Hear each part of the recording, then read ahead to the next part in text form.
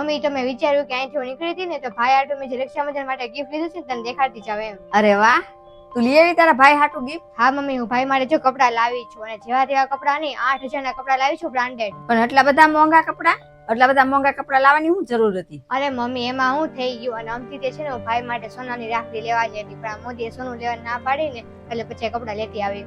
તારી ભાભી વિચારતી હતી કે એના ભાઈને છે ને એક મોંઘું ને સારું ગિફ્ટ દે. હું કે છો મમ્મી, હું ભાઈ માટે જેવું ગિફ્ટ લાવી છું એવું તે ગિફ્ટ ભાભીના ભાઈને આપશે મમ્મી. અરે મમ્મી, એના પિયરિયા વાળા તને ખબર છે ને કેવા છે. ભાભી મોંઘું ગિફ્ટ એના ભાઈને આપશે ને તેનો ભાઈને ખાલી 500 નોટ આપશે મમ્મી અને સસ્તી મીઠાઈ ખવડાવીને મોકલાવી દે મમ્મી. તને તો ખબર છે જો હું ભાઈ માટે સારું ગિફ્ટ લાવું છું ને તમે મને એનો ડબલ આપો છો મમ્મી. ભાભીને એવું કઈ લેવા નહીં દેતી મમ્મી, ગિફ્ટ મોંઘું સસ્તું ગિફ્ટ અપાઈ દે છે ને ભાઈ હાટુ. કેમ તને તારા ભાઈને મોંઘું ગિફ્ટ દેવાનો હરખ છે તો એને ન હોય હરખ? અને આસ્તા ઈ તારી ભાભી છે ને એના ભાઈને છે ને ગિફ્ટ બહુ મોંઘું દેતી જ નથી. એના ભાઈને કઈ જે જરૂર હોય ને ઈ જ ગિફ્ટ દેશે. ઈ છે ને ખોટા ખર્ચા કરતી જ નથી. આ તો મારે જાણવું તું ને કે તું હું બોલે છો એટલે હું આવું બોલી.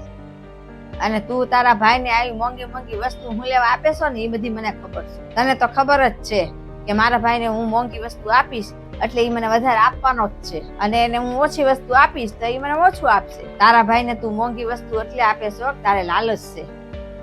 અને તારી ભાભી છે ને એના ભાઈને એને પ્રેમથી વસ્તુ આપે છે. તારામાં ને એનામાં છે ને જમીન આસમાનનો ફેર છે.